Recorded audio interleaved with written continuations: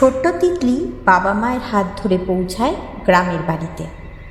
একাকিত্বে অবসন্ন তিতলিকে তার বাবা উপহার দেয় একটি মুন্না পুতুল।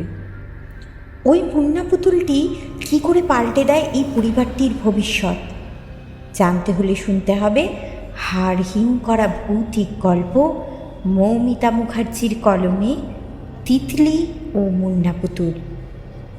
শুরু হচ্ছে ভৌতিক গল্প তিতলি ও মুন্না পুতুল। এই আবির্বাবু, আপনার এরকম একটা ভুল হলো কি করে? আমি বুঝতে পারিনি স্যার, সত্যিই আমার মস্ত বড় ভুল হয়ে গেছে। এই এত বড় একটা ট্রানজাকশন আপনি করেছেন আর আপনি সিগনেচার প্রপারলি চেক করবেন না?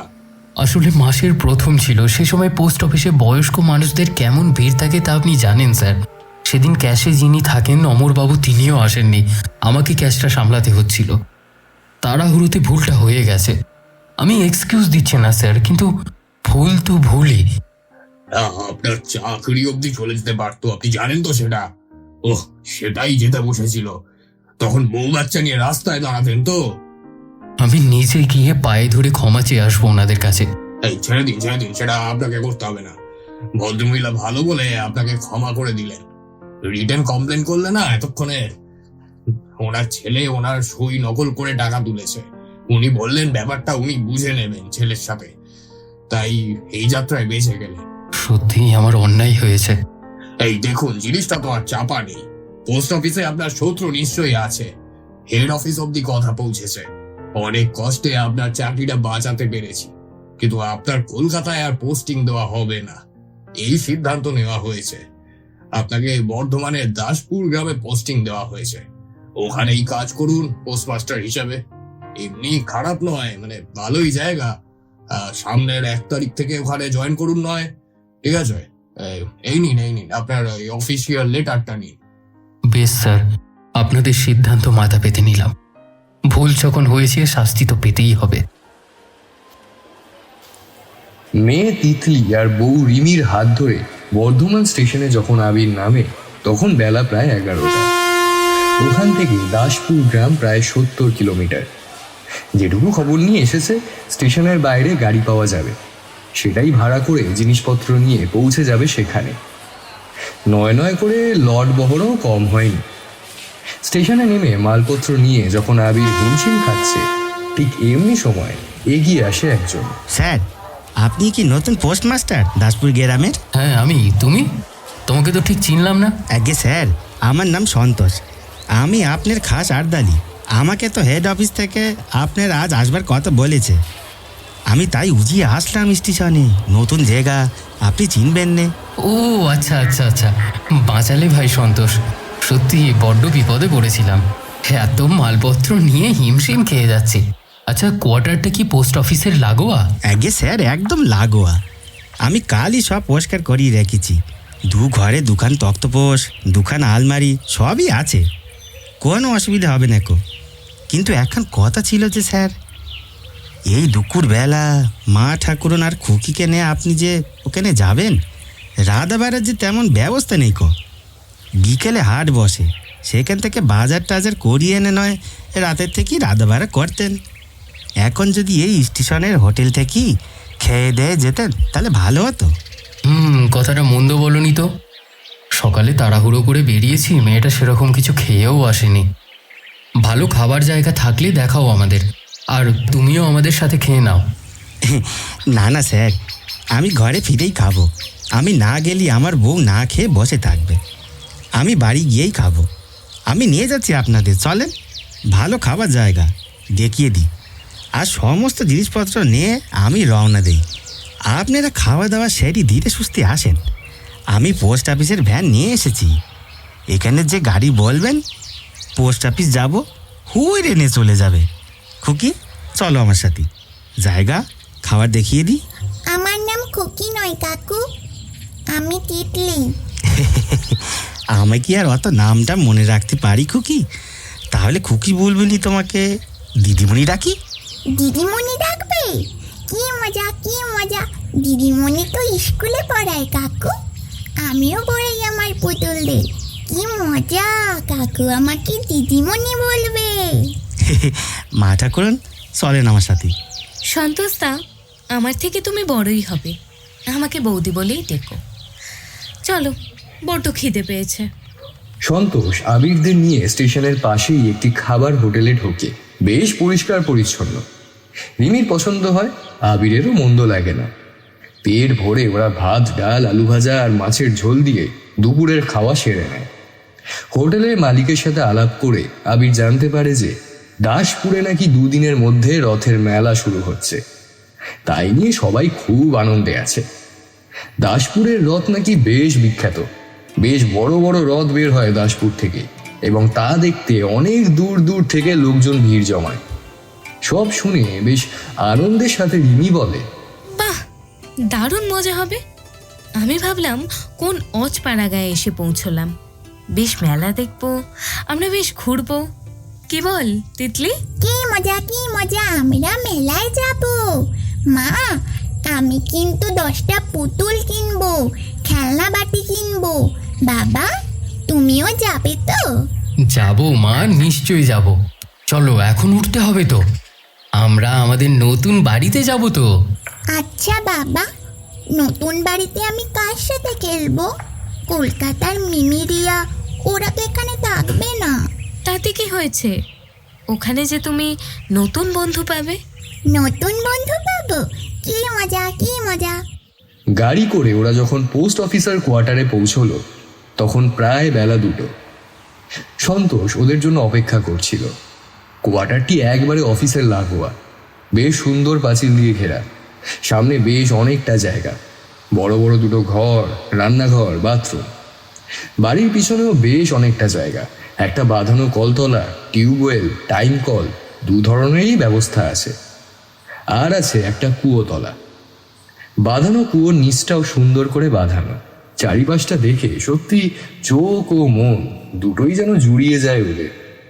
রিমি আনন্দের সাথে বলে ওঠে, কি সুন্দর চারিপাশটা। আমি না খুব গুছিয়ে বাগান করবো এখানে। কলকাতার ওই 2 কামরার ভাড়ার বাড়িতে কিছুই করতে পারতাম না। এই জানো, আমি সামনের দিকটা ফুলের বাগান করব, আর পিছনের দিকে সব শাকসবজির বাগান করব। 2 দিন পরে রথ। আমি রথের মেলাতে গিয়ে অনেক গাছ কিনে নিয়ে আসব। তুমি কিন্তু একদম বাধা দেবে না। আচ্ছা বেশ, তা না হয় কিনো, কিন্তু এখন ঘরদোর গোছাতে তোমার তো একজন হেল্পার লাগবে রিমি। ওই কুয়ো থেকে জল তোলা, টিউবওয়েল টিপে জল নেওয়া, এসব কখনো তো করোনি। দাঁড়াও, সন্তোষকে জিজ্ঞাসা করি এরকম কাউকে পাওয়া যাবে কিনা। সন্তোষ, একবার এদিকে শোনো তো। আগে স্যার বলেন। আচ্ছা সন্তোষ, এদিকে তোমার বৌদিকে সাহায্য করার জন্য কোনো মহিলাকে পাওয়া যাবে? মানে বুঝতেই পারছো তো, শহরে জন্ম। তোমার বৌদি এসব কাজ তো কখনো করেনি। কেউ যদি সাহায্য করার মতো থাকতো তাহলে খুবই সুবিধা হতো। টাকা পয়সা যা লাগে আমি নিশ্চয়ই দেব। হ্যাঁ হ্যাঁ স্যার, ই আর কি বড় কথা। আগের পোস্টমাস্টার বাবু তো পরিবার আনেনি সাথী করি।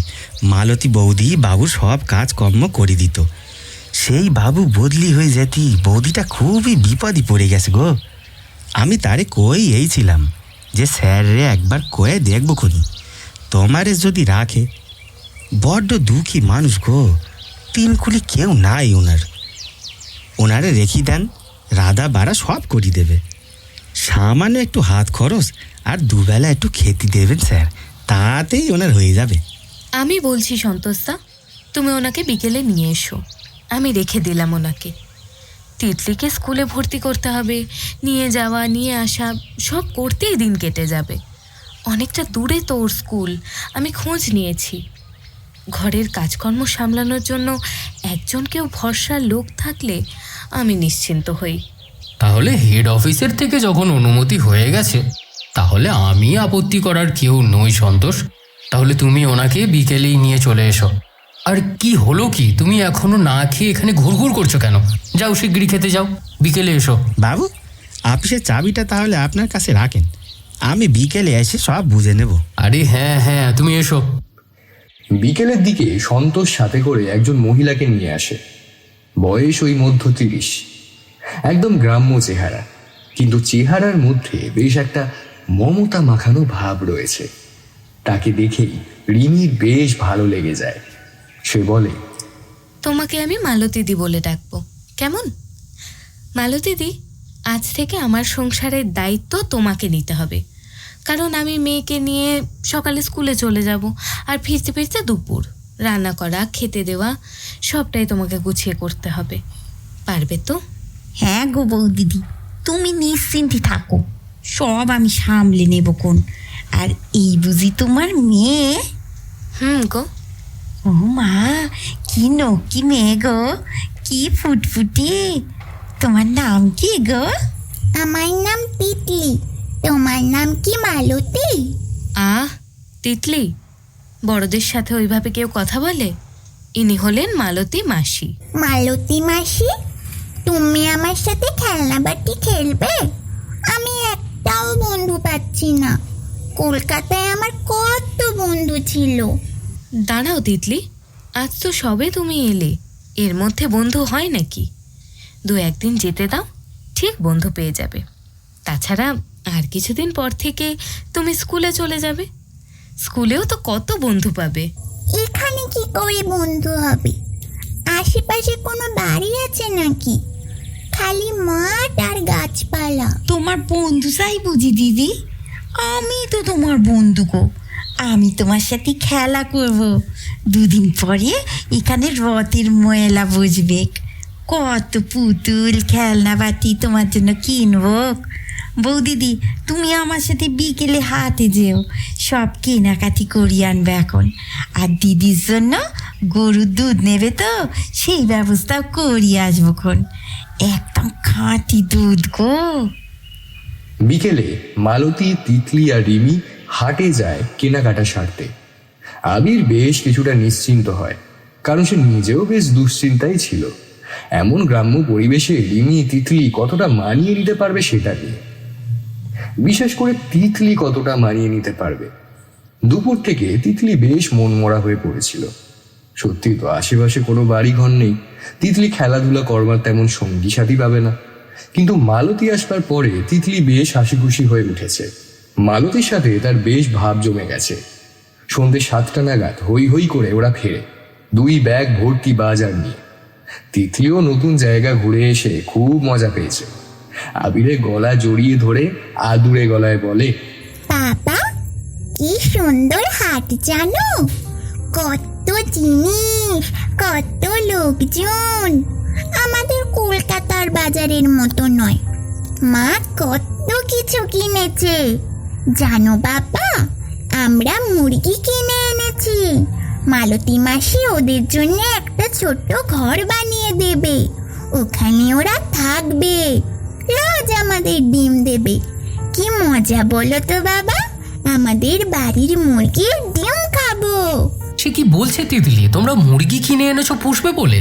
হ্যাঁ গো দাদাবাবু, ও আপনি ভাববেন নে গো, আমি ঠিক সব সামলে নেব কোন। এমন রোগা দিকে চেহারা আমাদের দিদি ঘরের দুধ টিম খাইয়ে কেমন জেল্লা এনে দি দেখবেন, আপনি মোটেই ভাববেন নে। কিন্তু মালতীদি, মুরগি তুমি কেনালে বটে, কিন্তু এখানে শেয়ালের উৎপাত নেই তো? আমি কিন্তু সন্ধেবেলাতেই ডাক শুনেছি শেয়ালের। ও শিয়ালে আমাদের মুরগি নিয়ে এলেই হলো নাকি? দেখো না বৌদিদি, কালি চেরা বাজতে আমি ঘর বানাই কেমন দেখো এখন। ওখান থেকে শিয়াল কেন, শিয়ালির বাপও মুরগি নিতে পারবে না। আজকের দিনটা হেসেলে থাক জুড়ি চেপা। দেখো বাপু, তাই যেন হয়, নইলে এই মেয়েকে সামলানো যাবে না। এমনি করে কেটে যায় 2 দিন। মালতী আর রিমি মিলে বেশ সংসার গুছিয়ে নিয়েছে। মালতী চিরা বাঁশ দিয়ে সুন্দর করে একটা ঘর বানিয়ে দিয়েছে মুরগিদের জন্য। রিমি বেশ খুশি এখানে এসে, মনের মতন করে বাগান করছে, ঘর সাজাচ্ছে। আর আবিরও নতুন জায়গায় তার কাজের দায়িত্ব নিয়ে বেশ ব্যস্ত। শুধু সময় কাটছে না ছোট্ট তিতলির। সে ঘর বার করছে সমানে, কিন্তু কোথাও কোনো বন্ধু তার নেই। মালতী মাসি যদিও তাকে বলেছিল তার সাথে খেলা করবে, কিন্তু সেও ব্যস্ত। কিছুটা সময় সে মুরগিগুলোর সাথে বকবক করে সময় কাটালো, কিছুক্ষণ একলা একলা রান্নাবাটি খেলা করলো। তারপর সে কিছুক্ষণ দিদিমণি হয়ে তার পুতুল ছাত্রদের বেজায় বকাঝকা করলো। কিন্তু তারপর আবার সে একলা। আজ রথ। রিমির জন্য খুব সুন্দর করে রথ সাজিয়ে দিয়েছে মালতী মাসি। রথ টেনে তারপর ওরা সবাই মিলে রথের মেলা ঘুরতে যাবে। কলকাতায় থাকলে রথের দিন কত মজা হতো মনে করে একটু মুষড়ে পড়ল তিতলি। রিমি আবির বুঝতে পারছে মেয়ের কষ্ট, কিন্তু তারা নিরুপায়। মেয়েকে মনমরা দেখে রিমি জিজ্ঞাসা করে, কি ব্যাপার, আমার ছোট্ট মায়ের মুখে হাসি নেই কেন? এমন গোমরা কেন এই চাঁদ মুখটা? আমার এখানে ভালো লাগছে না মা, চলো না আমরা কলকাতায় ফিরে যাই। ওখানে মিমি আছে, রিয়া আছে, আমরা কত মজা করে প্রতিবার রথ বের করতাম। এখানে তো কেউই নেই। ধর, আমি রথ বের করব না। আর দেখবে কে? কেউ তো নেই। মালতী মাসি এত সুন্দর করে ফুল দিয়ে পাতা দিয়ে রথ সাজিয়ে দিল, পছন্দ হয়নি বুঝি আমার সোনার? পছন্দ হয়েছে, কিন্তু আমি কার সাথে রথ টানবো? ঠিক এমনি সময় হই হই করে ঘরে ঢুকে আবির। সেও বুঝতে পেরেছে তিতলির কষ্টের জায়গাটা। ওমা, কে বললো কেউ নেই? এই তো আমি আছি, তোমার মা আছে, সন্তোষ কাকু আছে, মালতী মাসি আছে। আমরা সবাই মিলে তিতলির রথ বের করব।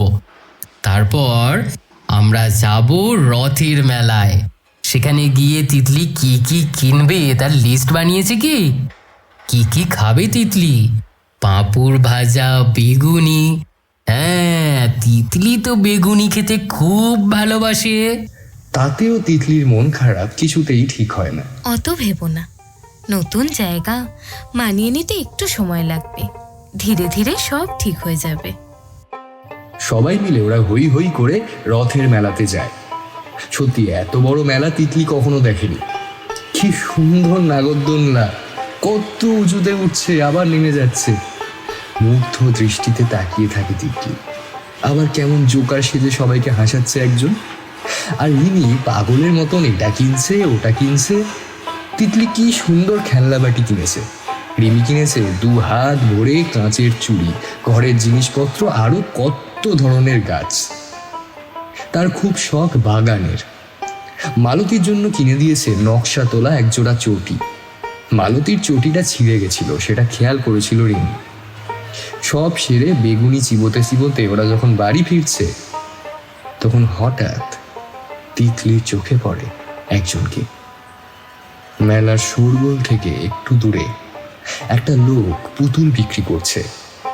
আর আশ্চর্যের বিষয়, লোকটার কাছে একটা মাত্র পুতুলই অবশিষ্ট রয়েছে। দৌড়ে যায় তিতলি লোকটার কাছে, আবিরের হাত ধরে ঝুলে পড়ে প্রায়।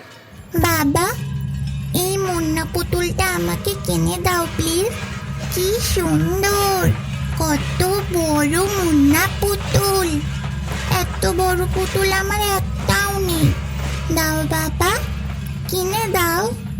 আচ্ছা আচ্ছা, বেশ বেশ। কত দাম ভাই এটার? দেন, আপনি যা খুশি দেন। ওমা, তা বললে হয় নাকি? বিক্রি করতে বসেছো, দাম বলো। আর বাকি পুতুল তো দেখছি তোমার বিক্রি হয়েই গেছে প্রায়।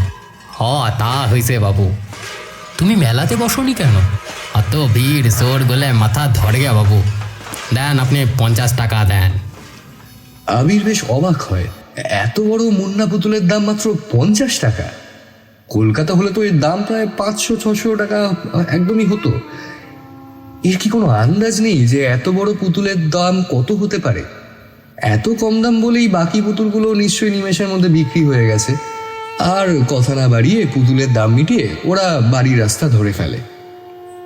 আর তিতিলও পুতুল পেয়ে বেজায় খুশি হয়ে নাচতে নাচতে বাড়ি ফেরে। পরদিন থেকে তিতলির মনমরা ভাব একবারে গায়েব। সারাক্ষণ সে ওই মুন্না পুতুল নিয়ে মেতে আছে। তাকে পড়াচ্ছে, বকছে, আদর করছে, সব সময় সে ওই পুতুলে নিমগ্ন। পুরনো পুতুলগুলো আর সে ছুঁয়েই দেখছে না। সকলে বেশ নিশ্চিন্ত হয়, যাক তাহলে এতদিনে মেয়ের মন বসেছে এখানে। কেটে যায় আরো দিন 10। তিতলির মুন্না পুতুলের ওপর ভালোবাসা একবারে পাগলামিতে পৌঁছেছে। এমনকি সে যখন স্কুলে যায় তখনও সে পুতুলটিকে সাথে করে নিয়ে যায়। রিমি বহুবার বারণ করেছে, কিন্তু সে কিছুতেই শোনে না। স্কুলে সে ওই মুন্না পুতুলটিকে একবারে তার পাশে নিয়ে বসে। প্রথম স্কুল থেকে আপত্তি জানালেও ছোট শিশুর খামখেয়ালি ভাব মনে করে তারা আর কিছু বলেননি।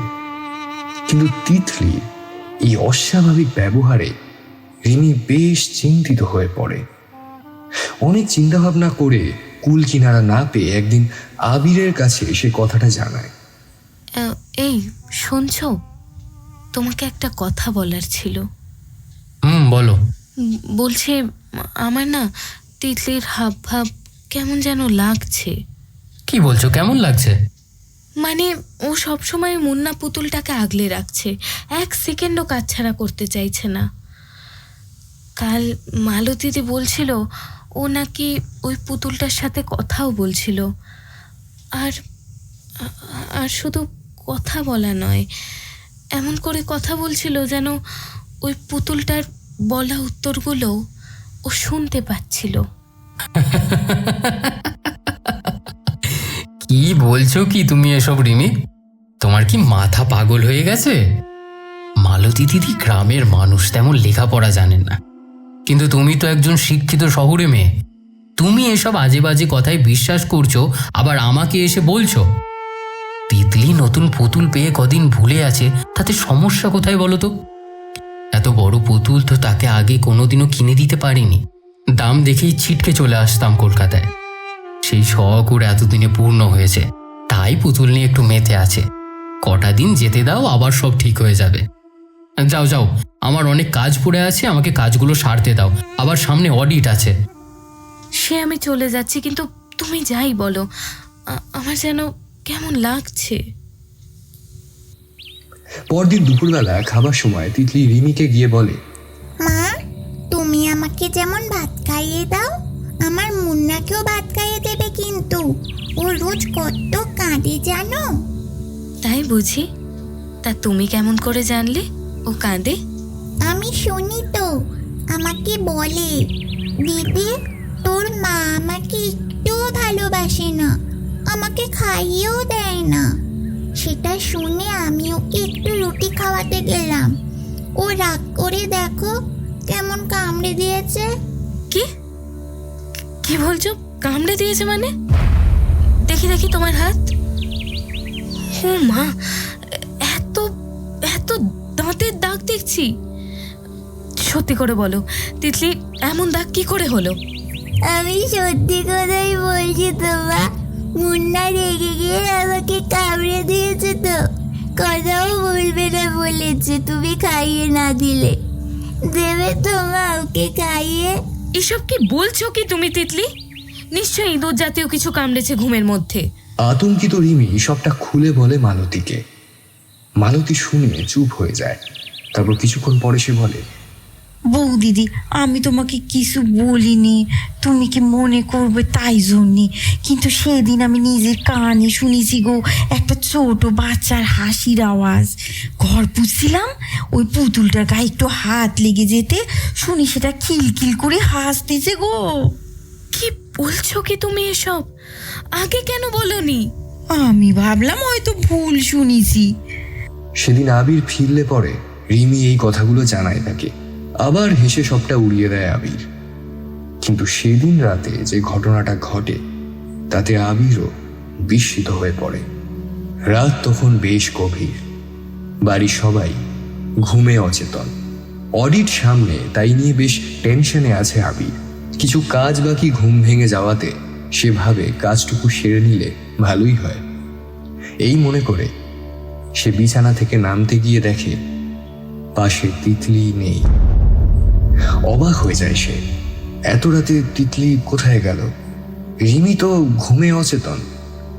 ঠিক এমনি সময় দেখে বাড়ির পিছনের দিকে যাওয়ার দরজা হাট করে খোলা। আঁতকে ওঠে আবির। এ কি, এই দরজা খোলা কেন? আমি তো শোয়ার আগে নিজের হাতে বন্ধ করেছিলাম। আর এত রাতে তিতলি কোথায়? বাইরে ওটা কে? তিতলি মনে হচ্ছে। হ্যাঁ, ওটা তো তিতলি। এত রাতে ও দোলনাতে বসে কি করছে? তিতলি যাতে বাগানে বসে দোল খেতে পারে তাই মালতী বাড়ির পিছন দিকে মুরগির ঘরের পাশে যে পেয়ারা গাছ আছে তার সাথে দড়ি আর পিড়ি দিয়ে বেঁধে একটা সুন্দর দোলনা বানিয়ে দিয়েছিল। আবির দেখে তিতলি এত রাতে সেই দোলনাতে বসে দোল খাচ্ছে। আবির অবাক হয়ে ভাবে, অত উপরে ছিটকিনি তিতলি খুললো কি করে? আর যদি চেয়ার টেনেও সে খোলে, তার আওয়াজে তাদের কারোর ঘুম ভাঙলো না? এই অবধি হলেও না হয় ঠিক ছিল। এরপরে আবির দেখে তিতলি দোল খাচ্ছে আর কোলের মুন্না পুতুলটা খিলখিল করে হাসছে, অবিকল বাচ্চার হাসির আওয়াজ। আর যেই তিতলি দোল খাওয়া থামাচ্ছে, অমনি পুতুলটা অদ্ভুত শব্দ করে কেঁদে উঠছে, আর তিতলি সাথে সাথে তাকে মানাচ্ছে। মুন্না কাঁদিস না, এই দেখ আমি আবার দোল খাচ্ছি, তোর ভালো লাগছে তো? সাথে সাথে পুতুলটা আবার খিলখিল করে হেসে উঠছে। শিরদাঁড়া দিয়ে হিমস্রোত বয়ে যায় আবিরের। সে ভাবতে থাকে, এটা তো দম দেয়া পুতুল নয় যে চাবি ঘোরালে হাসবে কাঁদবে। এ তো কাপড়ের ভিতর সিনথেটিক তুলো ভরা একটা নির্ভেজাল কাপড়ের পুতুল। এ কি দেখছি আমি বুঝতে পারছি না কি করব, কি করা উচিত আমার। আমি কি তিতলিকে ডেকে ঘরে ঢুকতে বলবো? না না, এই মুহূর্তে তিতলিকে ডাকা ঠিক হবে না। যদি তিতলির কোনো ক্ষতি হয়ে যায়, আড়াল থেকেই বরং সবটা দেখি। এরপরে আবির যা দেখে তার জন্য সে মোটেও প্রস্তুত ছিল না। দেখে তিতলি সেই পুতুলটাকে বলছে, খিদে পেয়েছে, ডিম খাবি? নারা দেখি ডিম আছে কিনা। এরপরে আবির দেখে তিতলি মুন্না পুতুলটিকে কোলে করে মুরগির ঘরের দিকে এগিয়ে যাচ্ছে। তারপর সেই ঘরের ভিতর হাত ঢুকিয়ে দুটো ডিম বের করে আনে সে ধীরে ধীরে। আর সেই কাঁচা ডিম দুটো একটা একটা করে সেই পুতুলটির মুখের সামনে ধরছে, আর পুতুলটি সেই ডিম গিলে নিচ্ছে। না, আর সহ্য করতে পারছে না আবির। সারা শরীর দিয়ে আগুন বেরোতে থাকে উত্তেজনায়। সে দিক বিদিক জ্ঞান হারিয়ে দৌড়ে যায় তিতলির কাছে। তিতলি, তুমি এত রাতে এখানে কি করছো? তুমি ঘুমোওনি? বাবা, মুন্না খুব কাঁদছিল তো, তাই তো ওকে দোলনা চড়াতে বাইরে আসলাম। আর ওর খিদেও পেয়েছিল খুব, তাই ওকে। থাক অনেক হয়েছে, শীঘ্রই ঘরে চলো তিতলি। আর একটা কথা, তুমি এত উঁচুতে ছিটকিনি খুললে কি করে? তোমার তো হাত পাওয়ার কথা নয়। মুন্না খুলে দিল তো, ও আমাকে বলল ওকে কাঁধে দাঁড় করাতে, ও খুলে দেবে দরজা। আমি তাই করলাম, ও খুলে দিল চিটকিনি। ঘরে চলো তিতলি। কিরে মুন্না, এবারে ঘরে চল, বড্ড ঘুম পেয়েছে আমার। এরপর তিতলি বাধ্য মেয়ের মতন ঘরে ঢুকে খাটে শুয়ে পড়ে মুন্না পুতুলকে জড়িয়ে। ধীরে ধীরে ঘুম এসে ছোট্ট তিতলির চোখে বাসা বাঁধে। কিন্তু ঘুম উড়ে গেছে আবিরের। সে কি দেখলো, কি শুনলো এসব? বাইরে তো একটা বাল্ব সারা রাত জ্বলে, তাই ভুল দেখবার তো ব্যাপার নয়। কাল ওই পুতুলকে দূর করতে হবে, ফেলে দিয়ে আসতে হবে দূরে কোথাও। আর সেটা তিতলি ঘুম থেকে ওঠার আগেই সেই কাজটা সারতে হবে। বাকি রাতটা বসেই কাটিয়ে দেয় আবির। ভোর হতে সে ধীরে ধীরে তিতলির পাশে যায়। অঘরে ঘুমোচ্ছে মেয়েটা। সেই মুন্না পুতুলটাকে দু হাত দিয়ে জড়িয়ে শুয়ে আছে। আবির ভালো করে তিতলির মুখের দিকে তাকায়। তিতলি কেমন যেন শুকিয়ে গেছে, চোখের নিচে কালি পড়েছে। এরকম তো হওয়ার কথা নয়। আগে এই পুতুলটাকে বিদায় করতে হবে। আস্তে আস্তে আবির তিতলির হাত সরিয়ে পুতুলটাকে বের করে আনে। হাঁটতে হাঁটতে বাড়ি থেকে বেশ কিছুটা দূরে বড় খালের ধারে পৌঁছে জোরে সেই পুতুলটাকে ছুঁড়ে ফেলে দেয় খালের ওপর পাড়ের জঙ্গলে।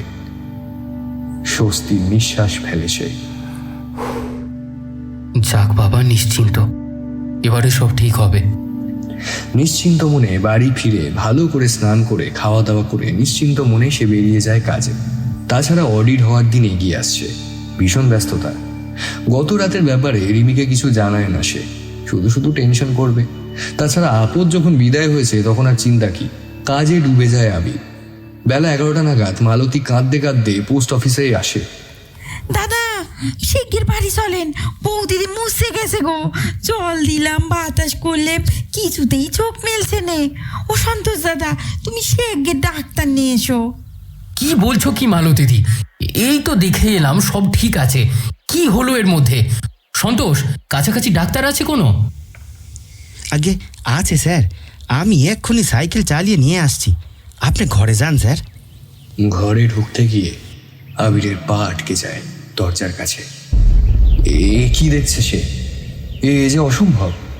সেই মুন্না পুতুল কোলে করে অবাক দৃষ্টিতে কিছুটা ভয় পেয়ে খাটের ওপর বসে আছে তিতলি। আর আবিরের মনে হলো মুন্না পুতুলটা তার দিকে তাকিয়ে ব্যঙ্গের হাসি হাসছে, যেন বলছে, আমাকে ফেলে এসেছিলি, দেখ দেখ আবার ফিরে এলাম আমি। আবিরের সামনে সব কিছু কেমন যেন ধোঁয়াটে হয়ে যায়। কি হচ্ছে সব? দৌড়ে যায় রিমির দিকে, দেখে বাড়ির পিছনের বাগানের দরজার কাছে রিমি পড়ে আছে। ধীরে ধীরে আবির আর মালতী মিলে তাকে খাটের ওপর শোয়ায়। আবির মালতীকে জিজ্ঞাসা করে, কি করে হলো মালতীদি? তুমি কোথায় ছিলে তখন? দাদা, আজ তিতলি দিদিমণি বেশ বেলা করে উঠছে ঘুম থেকে। বৌদিদি বললে থাক ঘুমুক একটু, আজ তো স্কুল নেই।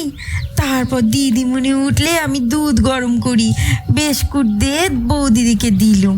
কিন্তু তিতলি দিদিমণি কইল সে নিজে নিজে খাবে। তারপর তো আমি আর জানি নে দাদা বাবু, হঠাৎ শুনি বৌদিদি চিৎকার করছে, দৌড়ে এসে দেখি এই কাণ্ড। ইতিমধ্যে সন্তোষ একজন ডাক্তার নিয়ে আসে। ডাক্তার পরীক্ষা করে দেখে বলে যে কোনো কারণে অতিরিক্ত শক লাগবার ফলে রিমি সংজ্ঞাহীন হয়ে পড়েছিল। উনি একটা ইঞ্জেকশন দিয়ে যান এবং বলেন যে বিকেলের মধ্যে রিমি ঠিক হয়ে যাবে। বিকেলের দিকে ধীরে ধীরে চোখ খোলে রিমি। তারপর বেশ কিছুটা সময় নেয় রিমি নিজেকে স্বাভাবিক করতে। তারপর রাতের দিকে আবির এসে রিমির পাশে বসলে রিমি টুকরে কেঁদে ওঠে। আমরা আমরা এখান থেকে চলে যেতে পারি না? এই জায়গা ভয়ানক। আমি জানি না তুমি কি কারণে অজ্ঞান হয়ে গিয়েছিলে। অনুমান করতে পারি ভয়ানক কোনো দৃশ্যের সম্মুখীন হতে হয়েছিল তোমাকে। ভয়ানক ভয়ানক। আমাদের তিতলির খুব বিপদ রিমি। ধীরে ধীরে তিতলি শুকিয়ে যাচ্ছে। এই জায়গা ছেড়ে চলে যাওয়াটা সমস্যার সমাধান নয়। আমরা যেখানেই যাই এই বিপদ তিতলির সঙ্গ ছাড়বে না। তাহলে এখন উপায়? তার আগে তুমি বলো তুমি কি দেখেছিলে? উফ, সে ভয়ানক দৃশ্য। মালতীদি দুধ গরম করে আমার হাতে দেয়, আমি তিতলিকে খাওয়াতে চাই, কিন্তু সে বায়না ধরে যে সে নিজে খাবে। আমি তার হাতে দুধ বিস্কিট দিয়ে অন্য কাজে লেগে যাই। হঠাৎ শুনি বাগানের দিক থেকে ছোট্ট বাচ্চার হাসির শব্দ। আমি আমি বাগানে গিয়ে দেখি তিতলি বলছে, ও তুই দুধ খাবি মুন্না? তার জন্যই তো মাকে বললাম যে আমি নিজে নিজে খাবো। জানি তো তোর খুব খিদে পেয়েছে, এই নে খা দুধ। আমি দেখি তিতলি সেই পুতুলটার মুখের কাছে দুধের গ্লাসটা নিয়ে যেতেই সেই পুতুলটা ঢকঢক করে সব দুধ খেয়ে নিল। তারপর একটার পর একটা বিস্কুট কড়মড় করে চিবিয়ে খাচ্ছে। কি ভয়ানক। ঠিক এই সময় মালতী ঘরে ঢোকে। বৌদিদি, দাদা বাবু, একটা কথা ছিল। হ্যাঁ বলো মালতীদি। আমি সবটাই শুনেছি, ক্ষমা করবেন। আমি একটা কথা বলতে চাই, আপনারা ভয় পাবেন তাই বলিনি। কি কথা মালতীদি? সেদিন কুয়োতলাতে বাসন মাজছিলাম, পুতুল কাকে তিতলি দিদিমণি এসে কইল, মালতী মাসি, মুন্না একটু কুয়োর জল দেখবে বলছে, আমাকে একটু কোলে করে নাও না। বড্ড উঁচু তো, আমি মুন্নাকে দেখতে পাচ্ছি না। আমি ভাবলুম ছেলে মানুষ কুয়ো দেখেনি কখনো, তাই দেখবার আবদার করতিছে। তারে আমি কলি তুলে যেই কুয়োর জল দেখালুম, কি বলবো দাদা বাবু, সেই কুয়োর জলের ছায়ায় দেখি তিতলি দিদিমণির কোলে একটা জ্যান্ত ছেলে, কালো মতন হ্যাবরা মুখ, এক মাথা জ্যাকড়া চুল। আমি তো অজ্ঞান হয়ে যাচ্ছিলুম। ও মা, তারপর ফিরে দেখি সে পুতুলি কাকে। তখন ভেবেছিল ধান দেখতে পান দেখেছি বোধহয়, কিন্তু এখন বুঝি ওইটা সত্যিই ছিল। তিতলির ভয়ানক বিপদ মালতীদি, কি করে রক্ষা করব ওকে বুঝে উঠতে পারছি না। দাদাবাবু, কাল আমার সাথে এক জায়গায় চলেন, রক্ষা করলে উনিই পারবেন, ভয়ানক ক্ষমতা ওনের। বেশ, যাব। একটাই প্রার্থনা আমার, আমার মেয়েটা যেন প্রাণী বেঁচে যায়। পরদিন মালতীর সাথে আবির একজন সাধু বাবার কাছে যায়। রক্তাম্বরধারী, শ্মশানে থাকেন তিনি। সব কথা মালতী তার স্থানীয় ভাষাতে খুলে বলে সাধু বাবাকে।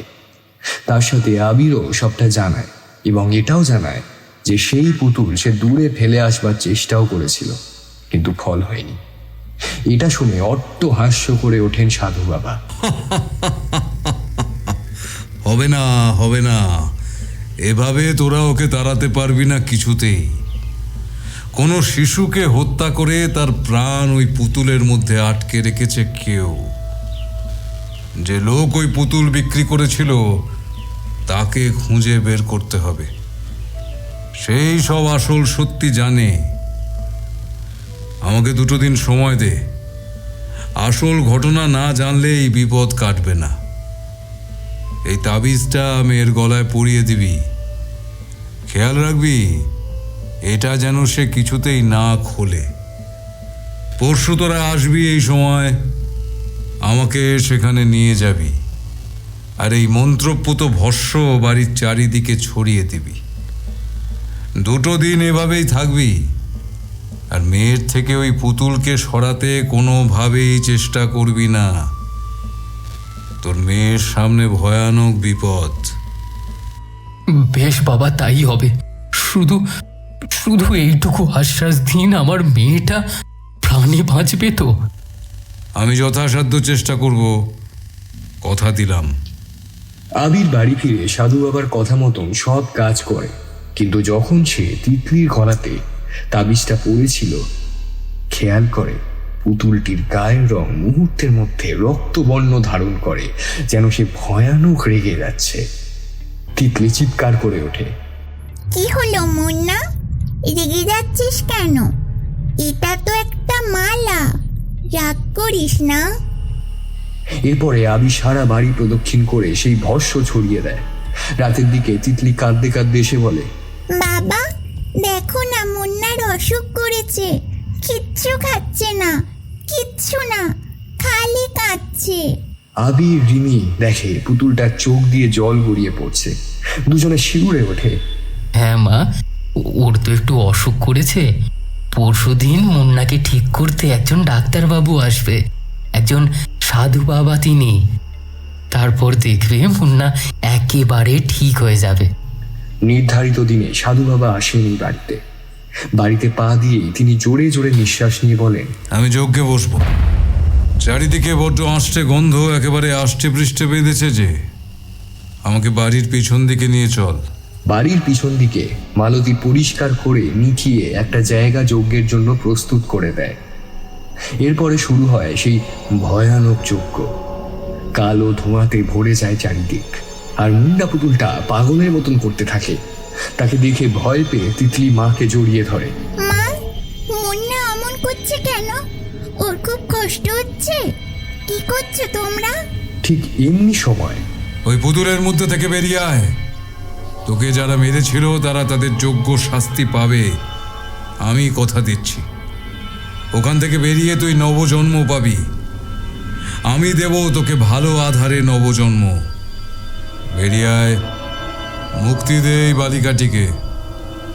মুন্না পুতুলটা ঝাঁপিয়ে সাধু বাবার সামনে গিয়ে পড়ে এবং সাধু বাবার সামনে রাখা দর্পণে ভেসে ওঠে একটি শিশুর মুখের প্রতিবিম্ব।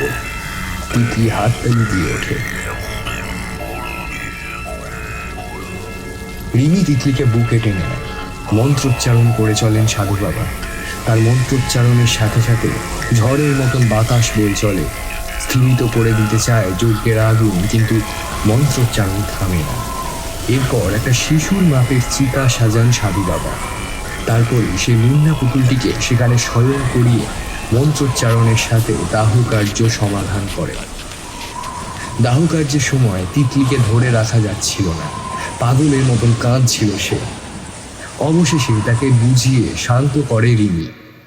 কার্য সমাধান হলে ক্লান্ত বিধ্বস্ত সাধু বাবা বলেন, আমি খোঁজ নিয়ে দেখেছি, আমাদের পাশের গ্রামে একটি ঘটনা ঘটেছিল। দুই ভাইয়ের মধ্যে কলহ। বড় ভাইয়ের বউ শুধু কন্যা সন্তান প্রসব করেন। পুত্র লাভের আশায় পরপর 3 বার কন্যা সন্তান প্রসব করায় তার শাশুড়ি মা তাকে উঠতে বসতে গঞ্জনা দিতেন। অপরদিকে ছোট ভাইয়ের বউ পুত্র সন্তান প্রসব করেন। সেই হিংসায় সেই বড় বউ আর তার স্বামী মিলে সেই শিশুটিকে পুকুরে ডুবিয়ে হত্যা করে, আর তার প্রাণটি এই পুতুলের মধ্যে ভরে দেয় কোনো তান্ত্রিকের দ্বারা, যাতে সে নবজন্ম লাভ না করতে পারে।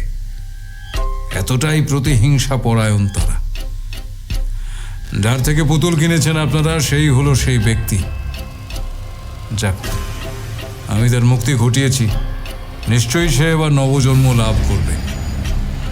বেশি দিন এইভাবে চললে সেই শিশু আত্মাটি আপনার মেয়ের শরীরকেই আধার হিসাবে ব্যবহার করত। আমার আর কিছু করারই থাকতো না। মেয়েটির খেয়াল রাখুন, শিশু মন কদিন কান্নাকাটি করবে, পারলে ওকে ঘুরিয়ে আনুন কোথাও থেকে। সব ভালো হোক। জয়তু। এই বলে সাধু বাবা বিদায় নেন। তিতলি ভীষণ মনমরা হয়ে পড়ে, কান্নাকাটি করে, কিছুই খেতে চায় না। অবশেষে তার মন ভালো করতে রিমি ঠিক করে তাকে নিয়ে সে কলকাতায় বাপের বাড়ি ঘুরে আসবে। দিন 15 পরে যখন রিমি আর তিতলি আবার দাসপুরে ফেরে, তিতলি আবার আগের মতন হাসি খুশি স্বাভাবিক।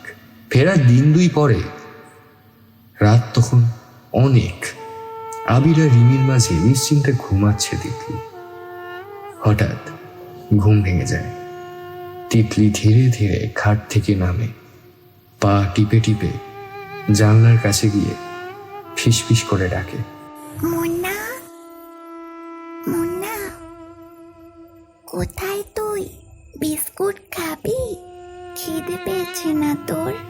জানলার কাছে ধীরে ধীরে উঠে আসে অর্ধেক পুড়ে যাওয়া সেই মুন্না পুতুল।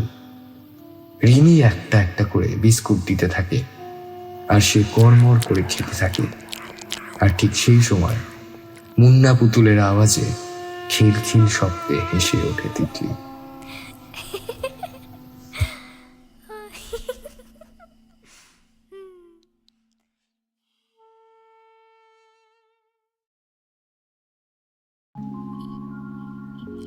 এতক্ষণ তোমরা শুনলে ভৌতিক গল্প তিতলি ও মুন্না পুতুল। বিভিন্ন চরিত্রে যারা রূপদান করেছেন তারা হলেন তিতলি অনুষ্কা, হেড ও কথক দর্শ, আবির ও দোকানির চরিত্রে অতনু, সাধু বাবা সৌরিন, রিমির চরিত্রে ছিল অঙ্কিতা আর মালতী মৌমিতা। কেমন লাগলো আজকের নিবেদন কমেন্টস করে অবশ্যই জানিও কিন্তু। আর যারা এখনও সাবস্ক্রাইব করোনি, শুধু গল্প শুনেছ, একটু টুক করে সাবস্ক্রাইব করে দিও। আচ্ছা, আরও একটা গুরুত্বপূর্ণ কথা, যদি কেউ গল্প পাঠাতে চাও অথবা ভয়েস ওভারের জন্য যোগাযোগ করতে চাও, তাহলে নিচের ডেসক্রিপশনে দেওয়া মেল আইডিতে অবশ্যই যোগাযোগ করো। আজ তাহলে এইটুকুই, আবার ফিরব খুব তাড়াতাড়ি জমজমাট একটা গল্প নিয়ে। সবাই সুস্থ থেকো, ভালো থেকো আর লাইসেন্স টু থ্রিল শুনতে থাকো। শুভরাত্রি।